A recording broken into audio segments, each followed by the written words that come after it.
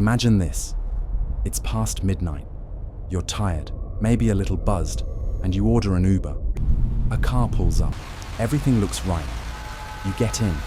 You don't know it yet, but something's terribly wrong. This isn't just paranoia. These are true stories. Real people, real terror, real consequences. And if you think this couldn't happen to you, you might already be the perfect target. In today's deep dive, we're not just sharing 4 terrifying Uber horror stories. We're unpacking what they reveal about trust, technology, and the fine line between safety and danger. So lock your doors, keep your phone close, and let's begin. Story 1. The Man with No Name. Back in the chaos of 2020, a man begins driving for Uber after losing his retail job. Late one October night, he picks up Derek outside a deserted bowling alley. Derek is silent, stiff, and cold. He asks to stop at a dark, abandoned house. After circling it, he returns with a haunting line. "Take me to the other place." The driver insists on an address, but Derek won't enter it into the app. They return to the pickup point. Before leaving, Derek asks, "You ever wonder how you're going to die? You picked the wrong guy up tonight." Then, he vanishes. The ride disappears from the app. No name, no history, no trace. Let's pause here. Because this wasn't just an eerie encounter, it was a psychological standoff. The unsettling silence. Silence is a tactic. It creates space for fear. In crisis negotiation training, experts learn that silence can be more intimidating than aggression. Derek used that silence expertly. The vanishing ride. What if Derek wasn't just weird, but intentional? Some speculate the Uber app can glitch, sure, but others point to prepaid burner accounts, spoofed GPS profiles, or even hacks using third-party spoofing software that can delete or alter ride logs. Data and danger. Uber rides record metadata, time, location, GPS movement. If all of that vanished, it raises another question. How much control do we really have over the tech we depend on? Real-world parallel.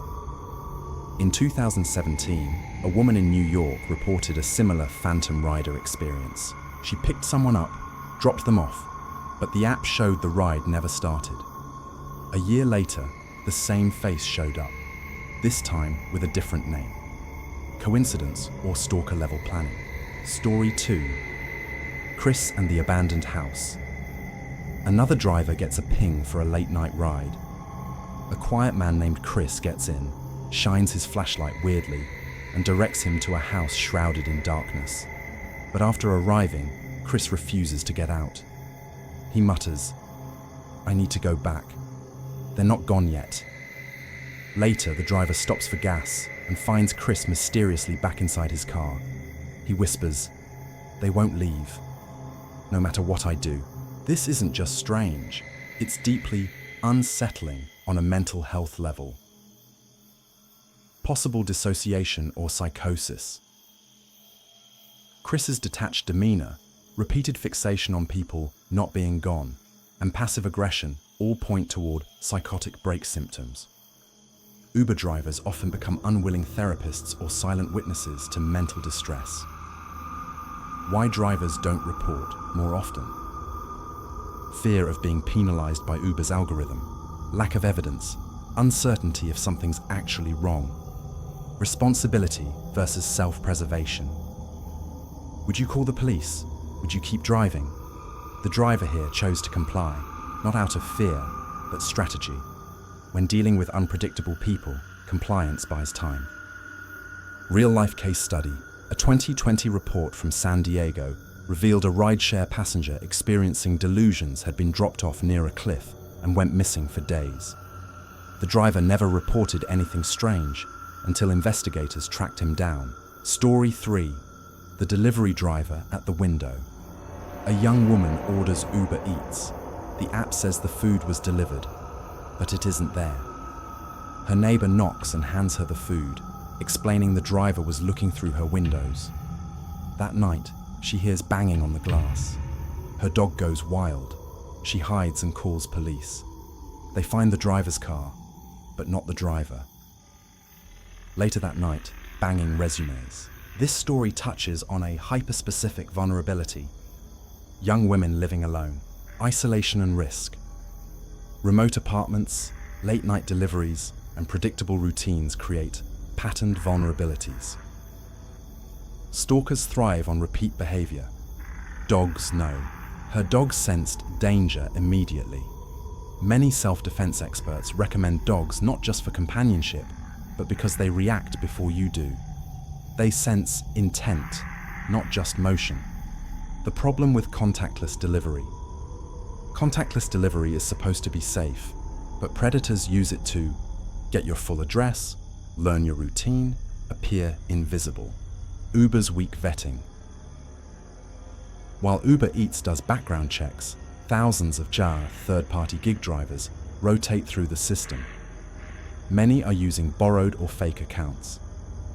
Real story, Boston, 2022.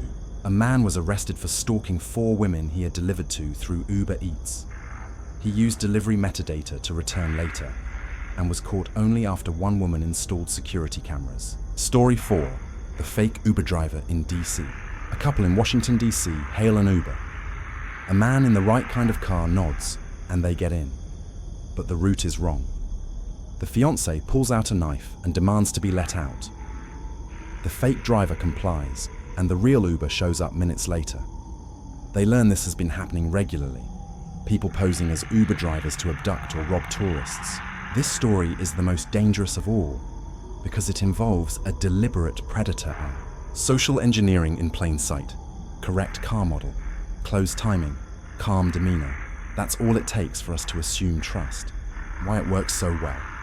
Most people don't verify plate numbers, late night fog of fatigue or alcohol. We've been conditioned to trust apps without question. Location targeting. Predators often lurk around. Airports, tourist sites, hotels. They spot people with luggage or phones open, searching Uber apps. The perfect targets. Historical tie-in. The Samantha Josephson case. In 2019, college student Samantha Josephson got into what she thought was her Uber. The man locked the doors and murdered her. Her story led to Sammy's Law, requiring rideshare companies to verify rides with pins and QR codes in some jurisdictions. Conclusion. What these stories really tell us. These aren't just scary Uber stories. They are warnings about blind trust, tech dependency, and the human capacity for darkness. Key takeaways. 1. Always confirm plate plus driver name before entering a vehicle. A simple check could save your life. 2. Avoid late-night pickups in isolated areas. Predators thrive on shadows. From Ayu, listen to your instincts. If something feels wrong, it probably is. 4. Don't assume delivery services are less risky. Anyone with your address has power. 5. Report anything suspicious immediately, even if no crime occurred. Rideshare and delivery tech brought us convenience, but also opened new doors for those who want to cause harm. We don't need to fear every ride, but we must stop treating every driver as a background character, because to them, you might just be a name on a screen. But to you, it could be the last ride you ever take.